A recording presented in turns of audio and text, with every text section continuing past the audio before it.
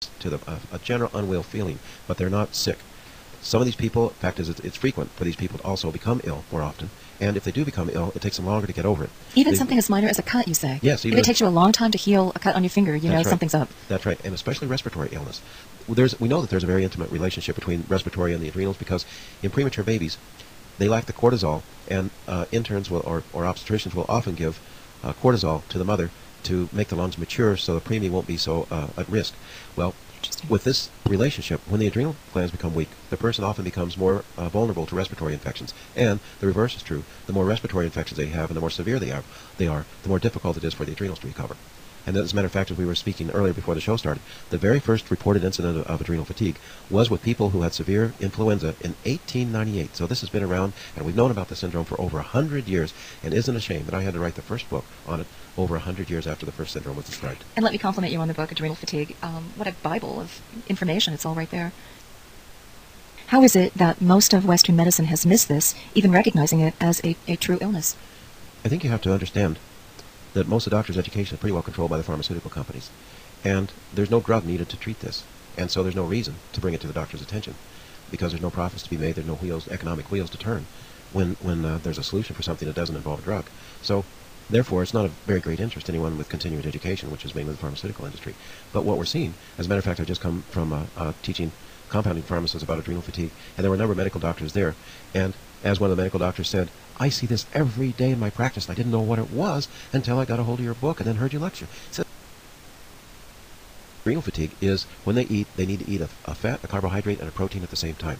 And when we're talking about a carbohydrate, now we're not talking about a white food carbohydrate. We're not talking about white sugar and white flour.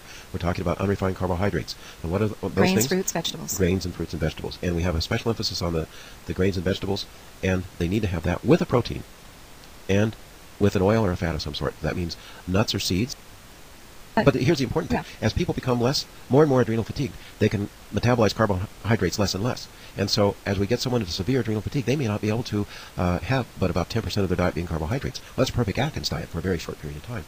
And then we get them stronger, and they can have more carbohydrates, and that's important because a lot of the trace minerals in carbohydrates like the rice, millet, barley, buckwheat, and oats are not in most of the other foods. And then we get that combining, we can get the proteins to be less amounts, the oils to be less amount, the carbohydrates to be more. But in the beginning, they have to concentrate on the proteins and the oils and less on the carbohydrates until they start getting better. And it's one of the ways you know your adrenals are starting to get better is you can handle more of the unrefined carbohydrates.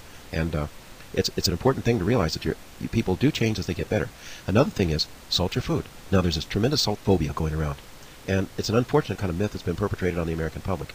But there's only about 6% of the people in North America that are salt sensitive. In other words, about 6% are going to raise their blood pressure if they have an excess amount of salt.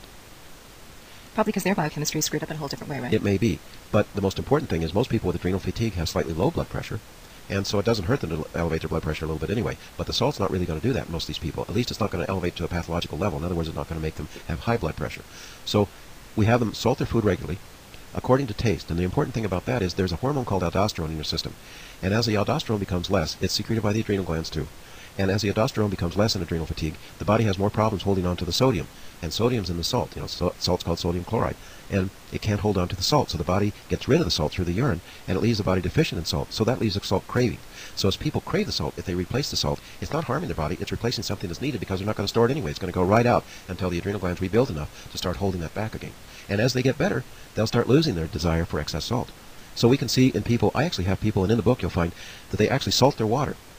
I say salt your water until it tastes good. Because when people have adrenal fatigue, when they have salted water, it'll taste better to them than regular water. And then as their adrenals heal, as they do the things necessary, they do the things in the book, they take the supplements, they change their lifestyle, then after a while, and it can be as long as 2 years, but typically about 6 to 9 months, then they'll start losing that desire for excess salt. And over a couple of clinical tests you can do. As people have adrenal fatigue, they have more difficulty with the blood pressure rising when they get up from a lying position. Oh, so you stand up, you feel dizzy? Yeah, that's an indicator. It surely is. And if they just get a blood pressure cuff, and they take the blood pressure when they're lying down, they wait for about 10 minutes, and they take it when they stand up, immediately, that will give them a good indication because normally the blood pressure should rise by at least 10 millimeters of mercury. In other words, by 10 of those indicators on the sphygmomanometer that they use to take the blood pressure. However, with adrenal fatigue, it drops, and it can drop 10 to 20 milligrams of mercury. I mean, that's a lot. So, because of that, then you're alluding to you get dizzy when you stand up. There's not the blood contraction, not the contraction of the blood vessels to get that up to the top of the brain where the oxygen is needed, and so they get dizzy. So, Another thing that happens as people's adrenal fatigue gets better is they don't get that same kind of dizziness, and when they get up, taking their blood pressure, it rises once again as it should. There's a second test they can do with a very simple pen light. See, isn't this neat? It doesn't cost much money to do this. So the medicine should be. In a dark room, take a simple pen light, shine it across the eye, not into the eye, but across the eye, and you'll watch there's a little black spot in the middle, then the iris contracts. And as it contracts, it should be able to hold it if the person is healthy. But with adrenal fatigue, after a few seconds, it starts to quiver and start to get bigger and smaller and bigger and smaller and bigger and smaller. And then finally, somewhere around 1.5 to 2 minutes, it'll start to migrate open. And even though that light's shining on the eye when it should be contracted, it gets large. So that's another indication. Test, it's in the saliva. You no longer have to puncture your blood, be afraid of getting AIDS or having to make a trip to the lab. You can just spit in a vial. There's about a dozen companies you can find on the website that do saliva tests. And that you can order yourself as a patient. You don't need a doctor. That's right, you don't. Now, doctors will often say, well, that test hasn't been approved. That's an unproven test.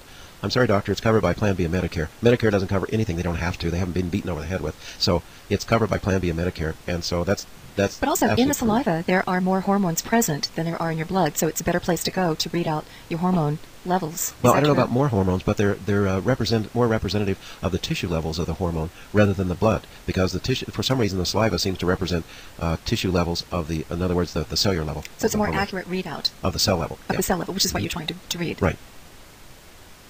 If we have someone, for example, that we're not certain, let's say it's not one of those 4 times during the day, let's say they're waking up in the middle of the night, and we suspect that the sleep disturbance is caused from high or low cortisol, which, by the way, either too high a cortisol level or too low a cortisol level can interfere with sleep. I can have someone take a saliva test in the middle of the night when they wake up, send that in, and we'll know for sure, is their sleep disturbance due to cortisol? Too much or too little? So it's a great aid to me, and has been to a lot of people, to the saliva cortisol test. And the other thing it gives them is absolute confirmation of their adrenal fatigue. Doesn't necessarily mean lying down, even though sometimes that's helpful. It means doing things that are fun, enjoyable, and restorative. Restorative means you feel better. They add to your life after they're over. What are some of the other myths that are out there, or some of the other pieces of information that have become popularized that really should tie into this bigger picture? One of the biggest things I see are the horror stories that I hear about other people who have gone to doctors looking for a solution for their adrenal fatigue. They talk to the doctor, they tell them they think they have adrenal fatigue, or they describe the symptoms of adrenal fatigue. The doctor misdiagnoses them. They do anything from humiliate them to placate them. They may tell them it's part of being a woman, it's a part of getting older, it's just stress, forget about it, it's buck up, what do you want? Your life's pretty good, you're lucky, just thank your stars and go on. They diagnose it as hypochondriasis, in other words, being a hypochondriac. They'll send them to a psychiatrist, they'll prescribe anti-anxiety, antidepressants, narcoleptics. It's amazing what they misprescribe, what they misdiagnose, and what kind of treatment these people have. And these poor people wander from doctor to doctor, and in truth, most of the time give up. You mentioned glandular extracts. How necessary is that, and how safe are they if they're from animals? You say porcine is your source. Those are, as opposed to bovine, where you have the danger of the prion and the mad cow. How necessary are these glands from other species? I started getting my pickup on these from reading literature back starting in the 1920s or so, where physicians were using glandular extracts. The first glandular extracts were produced for the adrenal glands in 1917, and they've been used ever since in North America and Europe. And I found them to be a key to the recovery. I'm not exactly certain why that's true. I've got several theories about it, but in the limited time we have, let me just say that complete recovery is certainly fastest and more complete when the glandular extracts are involved. And that's anyone that suffers from more than just a minor amount of adrenal fatigue. If they're suffering from a moderate or a severe type of adrenal fatigue, then glandular extracts are very much important in getting them totally better. And I chose porcine not only because it was free of prions, but pigs typically aren't treated like cattle are in the feedlots and other things like that. And the porcine tissues seem like they're more effective, and they don't contain the hormones, and that's an important thing. We don't want them to have the hormones. We want them to be without the hormones. We want them to be used as building blocks for the glands. Now, back in the 1940s and 50s, they did some radioisotopic studies, which took the glandular extract, they took a particular gland, they radio-labeled it, let the animal swallow it, and then they traced where that tissue went. And it would definitely had a predominance to go to that gland that it came from. In other words, if they swallow the adrenal, it went to the adrenal gland. They swallow the thyroid, it went to the thyroid gland, etc. So we know there's that. But it also seems to rest on the law of parsimony in the sense that nature will take an already constructed structure and substitute it in rather than make the whole thing de novo. And that's been one explanation of it too. I can tell you clinically it's extremely valuable, and from an experimental point of view, from a scientific point of view, we still don't actually know, but there's some good theories of why it works. Body just likes to be efficient and do what's easiest. Also, it's like training wheels. If you can't make it for yourself, then you need to import it until such time as you heal, and then your body can take over the manufacture of these particular biochemicals. Especially true in conditions like this, where poor wound healing may be one of the symptoms.